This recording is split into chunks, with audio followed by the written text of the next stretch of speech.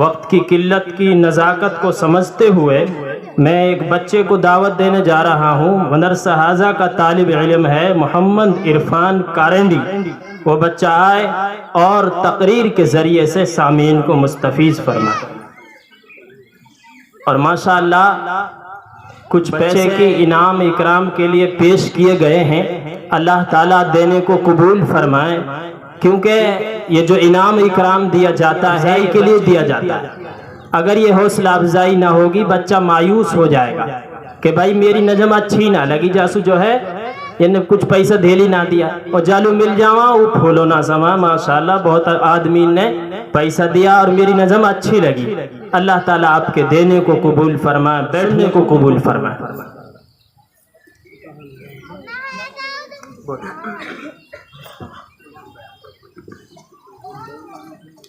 السلام علیکم ورحمۃ اللہ وبرکاتہ۔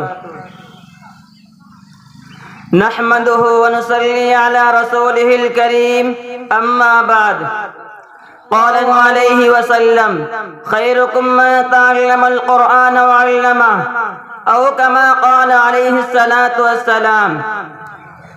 ہمیں دنیا سے کیا مطلب، مدرسہ ہے وطن اپنا۔ ہمیں دنیا سے کیا مطلب، مدرسہ ہے، مریں گے ہم کتابوں پر، ورق ہوگا کفن اپنا۔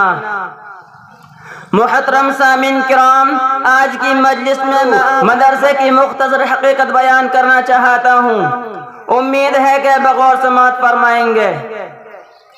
مدرسہ ایک بہت بڑی نعمت ہے۔ آج کے دور میں مدرسہ بہت ہی قیمتی چیز ہے۔ اللہ نے آج نعمت عطا کی ہے، ہمیں اس سے فائدہ اٹھانا چاہیے۔ علم دین کا اتنا سیکھنا فرض ہے جس سے نماز روزہ وغیرہ درست ہو سکے۔ علم دین کی تعلیم اس مدرسے میں ہوتی ہے۔ یہ مدرسہ ماں کی گود کی طرح ہے۔ جس طرح بچہ ماں کی گود میں پرورش پاتا ہے، اسی طرح انسان یہاں بھی پرورش پاتا ہے، اور مدرسہ انسان کو انسان بناتا ہے۔ یہ مدرسہ چند افراد مل کر بناتے ہیں اور مدرسہ کئی افراد کو بناتا ہے۔ ہم مدرسے کی عمارت بناتے ہیں اور مدرسہ ہمارا قلب بناتا ہے، اللہ سے ہمارا تعلق جوڑتے ہیں، اور یہی نبی کا کام تھا کہ مخلوق کو خالق سے جوڑتے تھے۔ یہ مدارس بھی ہمیں اللہ سے جوڑتے ہیں۔ جس طرح نبی مخلوق کو خالق سے جوڑتے تھے، اسی طرح مدرسے ہم کو اللہ سے جوڑتے ہیں۔ لہذا ان مدرسوں کو نہ کوئی طاقت ہلا سکتی ہے اور نہ ان مدرسوں کو کوئی توڑ سکتا ہے۔ محترم بزرگوں، یہی وجہ ہے کہ آج مدارس کا جال ہر اطراف اکناف میں پھیلا ہوا ہے، جبکہ حکومت رات دن ان اداروں کو مٹانے اور ختم کرنے کی کوششیں کر رہی ہیں، لیکن ان اداروں کا نظام ایسی ذات عالی کے قبضے میں ہے جس کو نہ کوئی بگاڑ سکا ہے اور نہ بگاڑ سکے گا انشاءاللہ تعالی۔ اب اس کے متعلقین کے بارے میں سرور دو عالم صلی اللہ علیہ وسلم کی زبان سے سنیں۔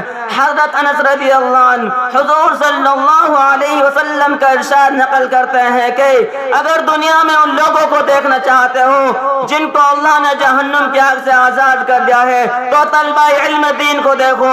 باخدا جو طالب علم صرف علم حاصل کرنے کی نیت سے کسی عالم کے دروازے پر جاتا ہے، تو اس کو ہر حرف اور ہر قدم پر ایک سال کی عبادت کا ثواب ملتا ہے، اور اس کے لیے جنت میں ایک شہر بنا دیا جاتا ہے۔ جہاں جہاں اس کے قدم پڑتے ہیں وہ زمین اس کے لیے استغفار کرتی ہے۔ صبح و شام فرشتے اس کی مغفرت کا اعلان اس طرح کرتے ہیں کہ ہؤلاء اتقوا اللہ من النار، یہ ہے جن کو اللہ نے جہنم کی آگ سے آزاد کر دیا ہے۔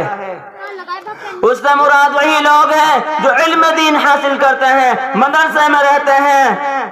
ظاہر سی بات ہے جب طلبہ اکرام کا اتنا بلند مقام ہے تو ان لوگوں کی کیا شان ہوگی جو طلبہ پر خرچ کرتے ہیں، مدرسے میں امداد دیتے ہیں، جن کے روپیوں اور پیسوں سے جو عمارتیں بنائی جاتی ہیں، تو آخرت میں اللہ تعالیٰ ان کو کتنا بڑا اجر دے گا۔ دوستو، مدرسہ کیا ہے؟ مدرسہ میں قرآن ہے جو اللہ کی کتاب ہے، انقلابی کتاب ہے، جس نے دنیا کی کایا پلٹ دی، ہلچل مچا دی۔ سب سے پہلے قرآن نے آ کر یہ کیا کہ جو بندے خدا سے ٹوٹ چکے تھے انہیں خدا سے جوڑا، اور فرمایا کہ تم تعلق توڑتے ہو لیکن خدا نہیں توڑتا۔ چنانچہ اگر خالق کا مخلوق سے تعلق نہ ہوتا تو قرآن نہ بھیجتا۔ قرآن نے بھٹکے ہوئے لوگوں کو راہ دکھائی۔ زمانے کو خیر القرون بنا دیا اور قرآن قیامت تک آنے والوں کے لیے مشعل راہ بن گیا۔ قرآن کریم کا کتنا بڑا احسان ہے کہ حضور صلی اللہ علیہ وسلم کو محمد بن عبداللہ سے محمد الرسول اللہ صلی اللہ علیہ وسلم بنا دیا اور خاتم النبیین بنا دیا۔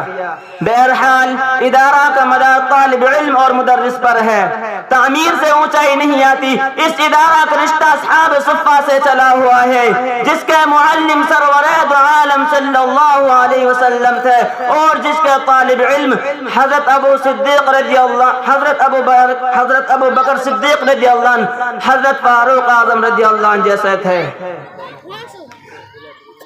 اور جس کے طالب علم حضرت ابو بکر صدیق رضی اللہ عنہ، حضرت فاروق اعظم رضی اللہ عنہ جیسے تھے۔ ہم یہ فخر سے کہہ سکتے ہیں کہ اولئک آبائی فجئنی بمثلہم، کیا کوئی یونیورسٹی سے فارغ ہونے والا اس طرح کا فخر کر سکتا ہے؟ یہ وہی دینی ادارہ تھا جہاں جبرائیل علیہ السلام خود طالب علم بن کر استغفار کے لیے آئے تھے اور کہتے تھے کہ ایمان اور احسان کیا چیز ہے، قیامت کب آئے گی؟ تو طالب علم بن کر اس مرکز میں جبرائیل علیہ السلام بھی رہے۔ ایسا نہ کوئی پیش کر سکا اور نہ کر سکے گا۔ دوستو، مدرسہ کی قدر کرو، تم نہ کرو گے تو خدا دوسروں کو پیدا کر دے گا۔ وآخر دعوانا الحمدللہ رب العالمین۔ ماشاءاللہ، بچے نے بہت ہی عمدہ طریقے سے تقریر پیش کی ہے۔ اللہ تعالیٰ قبول فرمائے اور ترقی عطا فرمائے۔ ماشاءاللہ، جو ابھی ارد گرد ساتھی گھوم رہے ہیں وہ جلسہ گاہ میں تشریف لائیں۔